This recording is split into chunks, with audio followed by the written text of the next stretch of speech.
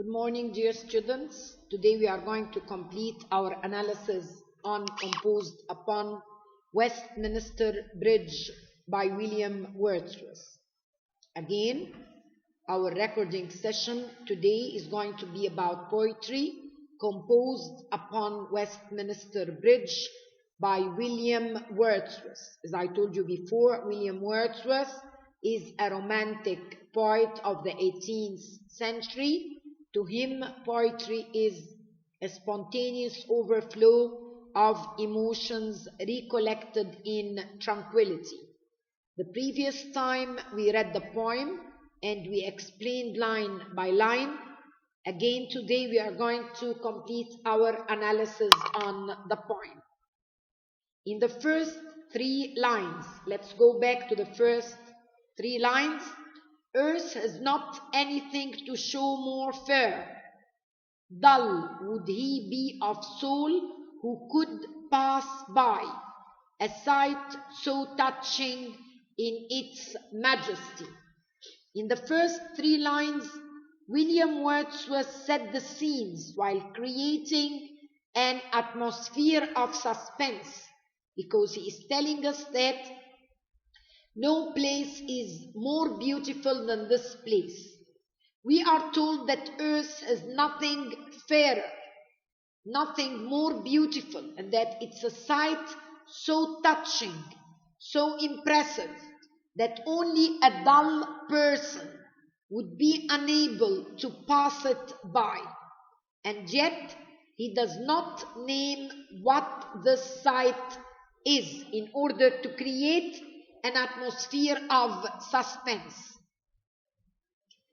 The next two lines leaves the reader surprised as we find out that this amazing sight is a city, which is London. The reader sees that William Wordsworth has a deep appreciation, a deep evaluation of London. But as the fifth line reveals, this appreciation only appears in the early hours of the morning. Let's go back to line number 5. The beauty of the morning, silent bird. That means that William Wordsworth is appreciating the beauty of London only in the early hours of the day. Okay, then in line 6, let's go back to line 6. Ships, towers, domes, theaters, and temples lie open unto the fields and to the sky. In line 6, there is a distinct absence of detail by Wordsworth.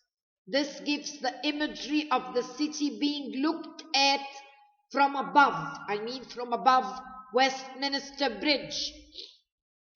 If it was being looked at from ground level, then the buildings listed would be in more detail than from above. This is also emphasized, which means confirmed, by the lack of sounds and of phylactery. However, this does not neglect imagery, but rather enhances it. The reader can now see a very vivid, clear setting of London from above. In the 7th line, the theme of nature, coexisting, that means nature with man, linked together, is introduced as these man-made buildings open unto the fields and to the sky. Now actually all the previous lines we were talking about the octet. The coming recording session we will be analyzing the sestet. The octet is the first 8 lines.